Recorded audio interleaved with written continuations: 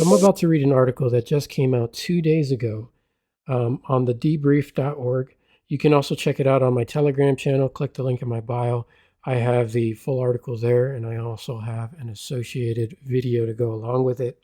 The articles were written by journalists Leslie Keane and Ralph Blumenthal on June 5th, 2023, and it is titled Intelligence Officials Say U.S. Has Retrieved Craft of Non-Human Origin. And it goes as follows. A former intelligence official turned whistleblower has given Congress and the intelligence community inspector general extensive classified information about deeply covert programs that he says possess retrieved intact and partially intact craft of non-human origin. The information, he says, has been illegally withheld from Congress, and he filed a complaint alleging that he suffered illegal retaliation for his confidential disclosures, reported here for the first time.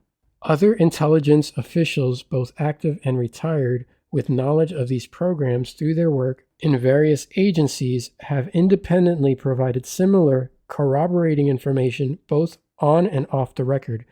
The whistleblower, David Charles Grush, 36, a decorated former combat officer in Afghanistan, is a veteran of the National Geospatial Intelligence Agency, NGA, and the National Reconnaissance Office, NRO. He served as the Reconnaissance Office's representative to the Unidentified Aerial Phenomena Task Force from 2019 through 2021. From late 2021 to July 2022, he was the NGA's co-lead for UAP analysis and its representative to the task force. The task force was established to investigate what were once called unidentified flying objects, or UFOs, and are now officially called Unidentified Anomalous Phenomenon, or UAP. The task force was led by the Department of the Navy under the Office of the Secretary of Defense for Intelligence and Security. And I will make a note here and say that I haven't shared his image. They do have a picture of the guy in the article with his medals and everything. The guy's decorated, just showing you who he really is. This is official, but I can't share that here because the image is copyrighted. Okay, so be sure to check out the full article. Moving on, it has since been recognized and expanded into the All-Domain Anomaly Resolution Office to include investigations of objects operating underwater. For those of you that don't know, there have been reports officially through the Navy and such with unidentified submersible objects moving just as fast as they do in the air underwater. There have been reports of them actually coming out of the water, entering the water, and it kind of blows them away because you're in a submarine using sonar and you detect these things moving at incredible speeds, which makes sense because the objects seem to display some kind of gravitational field around them, which is why they can move at the speeds that they do without breaking the sound barrier. So it doesn't really surprise me. Continuing on, Grush said that the recoveries of partial fragments through and up to intact vehicles have been made for decades through the present day by the government, its allies, and defense contractors. Analysis has determined that the objects retrieved are of exotic origin, non-human intelligence, whether extraterrestrial or unknown origin, based on the vehicle morphologies, material science testing, and the possession of unique atomic arrangements and radiological signatures, he said.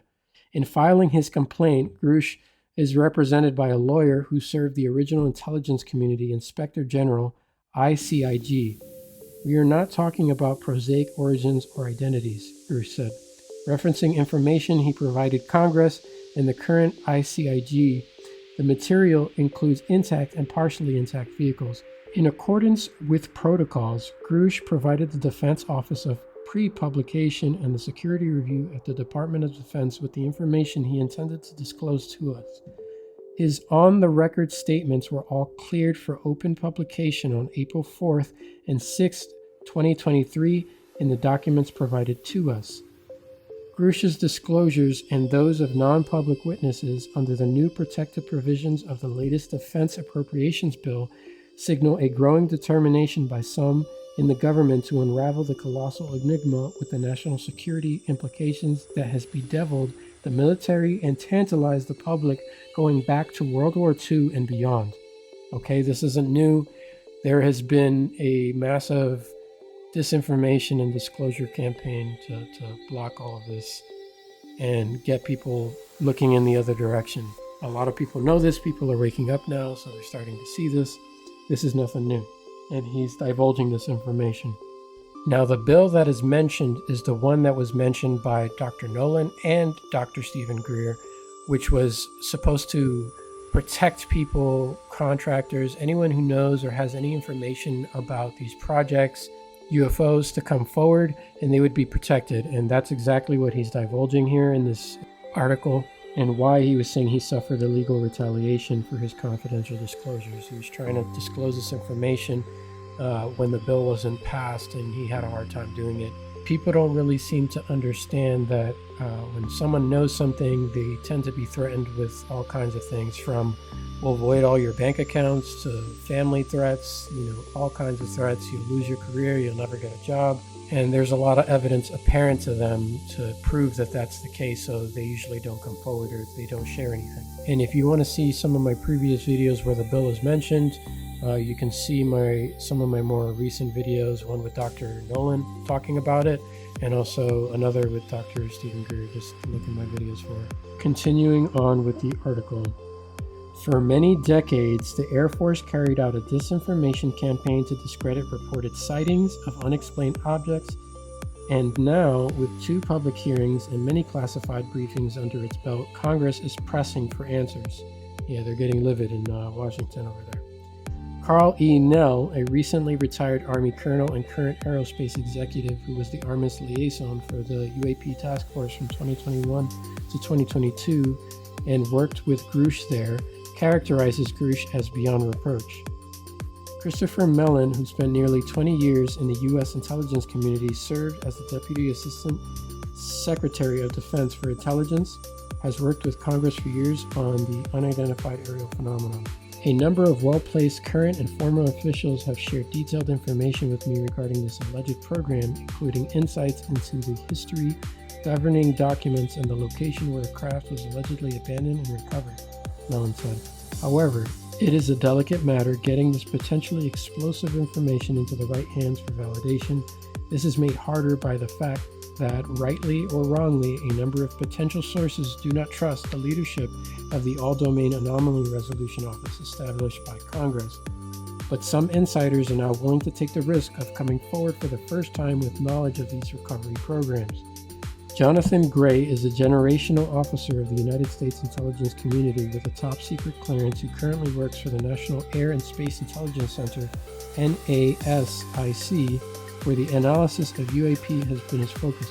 Previously, he had experience serving private aerospace and Department of Defense Special Directive Task Forces, and he states, "The non-human intelligence phenomenon is real. We are not alone," Gray said. Retrievals of this kind are not limited to the United States. This is a global phenomenon, and yet a global solution continues to elude us. But this is huge, guys. You guys have to read the full article. I'm going to stop here because the article goes on, but it starts divulging more things that he's stated, more things he's shared, and how illegal it is, how they're covering this all up intentionally to keep the public at large unaware of what's really going on.